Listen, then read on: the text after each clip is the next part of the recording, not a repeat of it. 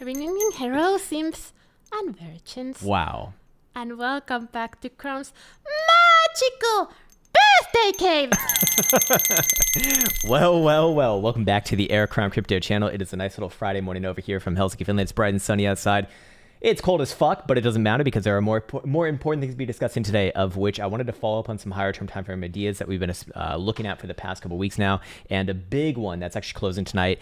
And we have a big catalyst. And on top of that, because it is birthday time, that means it's also sale time as well. So check it out over here if you are interested in such things. I should let you know, however, to please watch all the promotional videos that would accompany any one of the programs that you might be interested in. They're going to explain who they're for, who they're not for, so that you can make an educated decision for yourself, because we don't want to be selling things to people that they don't actually need. Anyways, sweet. With that said, I think it's time to just jump right on into it. So let's start it off running over here. I want to start off with the 5-day time frame, which is actually closing tonight, 16 hours, 32 minutes, and 37 seconds, or at 7 p.m. Eastern time. Anyways, with a time frame like this, we are talking about a very long-term price action, and there is a very specific setup right here that we've been looking at for a long time as well, which is perhaps going to be confirmed as soon as tonight on that time. Here's the thing, though. You have seen several of these iterations happen before. The most recent one we did see back on over in April, before Bitcoin went from about $44,000 all the way down to a wick low of $25,000 and settling at $30,000.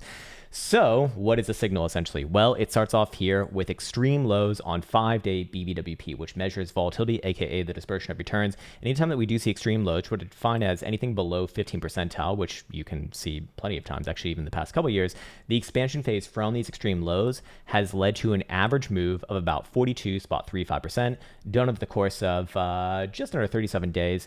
We see that the lowest of these signals tested was about 28.90, the highest was 51.75. And if we were to look at just the first standard deviation, which represents about 68% of the results where we kind of expect them to be, that would create a range between about 35.28% all the way up to just under 49.5%.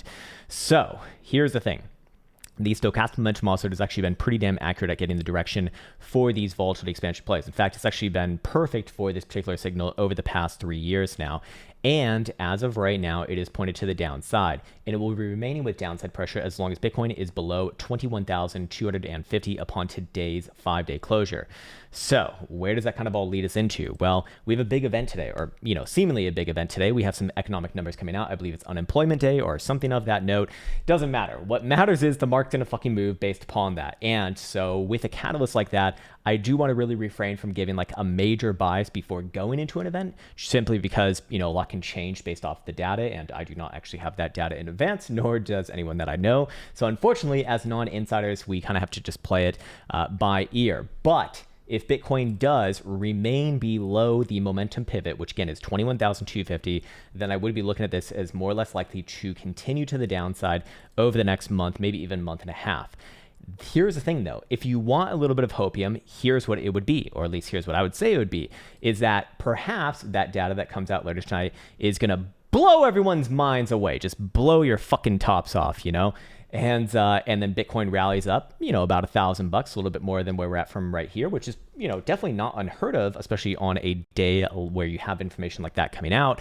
And it closes above the momentum pivot, thus forcing it up, thus seeing volatility expansion. And we probably see a rally in early to mid-September before still what is likely a dump later on this month. That would be the hopium in this case. So for right now, again, as long as Bitcoin's below that number, the probabilities remain to the downside. The statistics do say that downside is more likely. And if Bitcoin can close above there today, well, then we can start to play around with these numbers to the upside. But for right now, as long as it is pointed to the downside, I would like to take a second to kind of incorporate and kind of encompass what the first standard deviation would be showing in this case.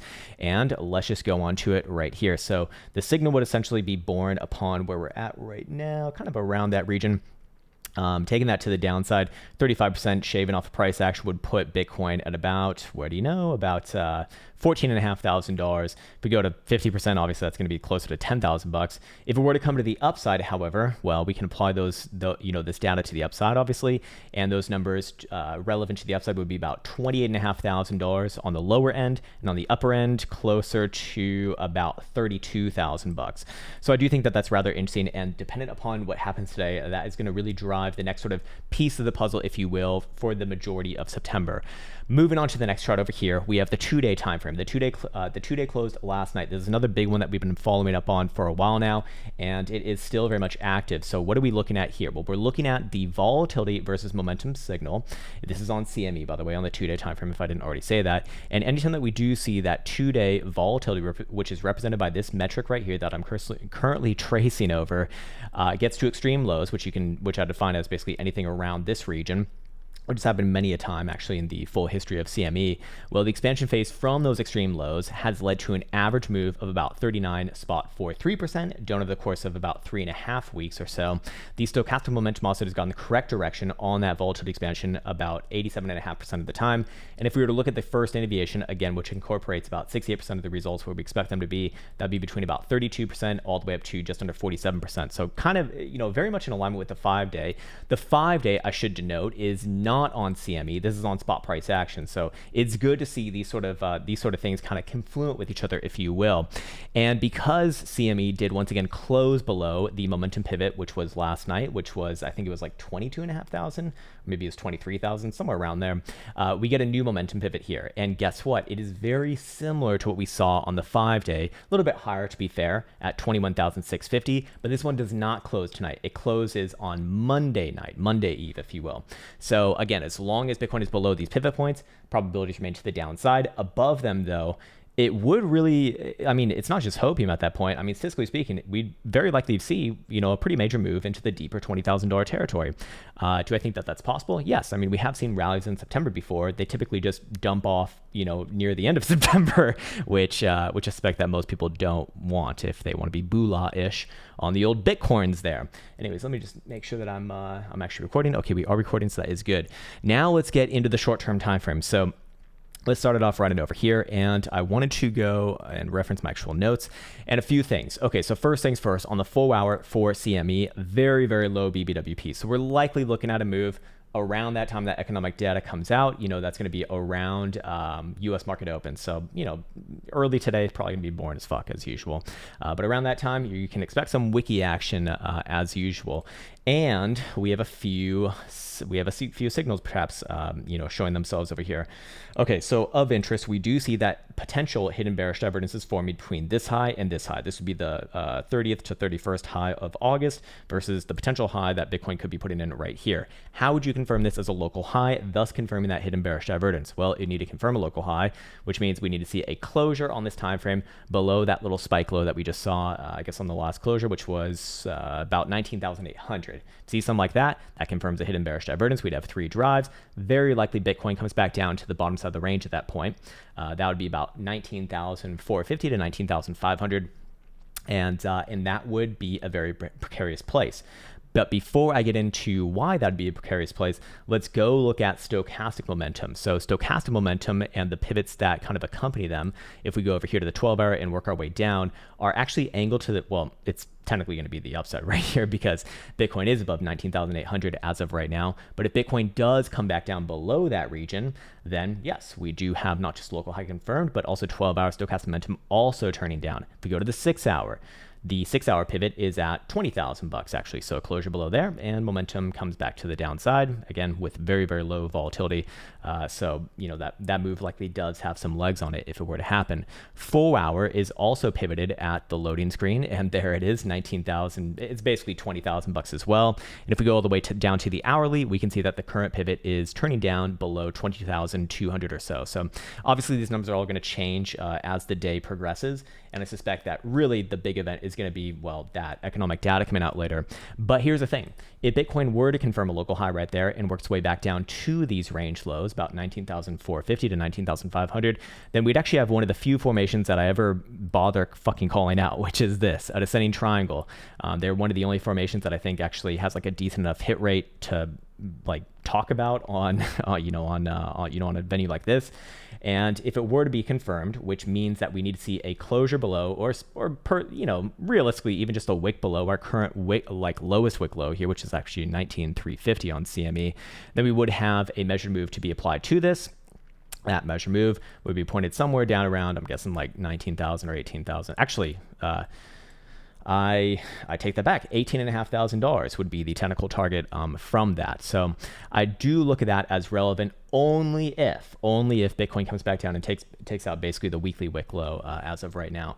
Until then, I think that the hopium should be respected simply because that event happening later today is going to drive price action as it typically does. And there's just no way to know what the actual, release is going to be unless you're an actual insider yourself. So to me, that's kind of hands off. What I will be doing in these situations is not having any positions going into an event like this. I want to be there at the end of the event, picking up what typically is, hopefully is, dare I say, the easier opportunities.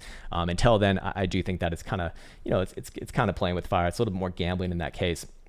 Now, could we come up with an area to be aware of to the upside? However, that would give us a preliminary indication that Bitcoin's going to pop back up towards that $21,000 numbers that we spoke about earlier. Yes, there actually is, and it would be with any sort of even probably an hourly, but definitely a 4-hour closure above our current range highs, or at least the wick highs of this current range, 20,565 on CME.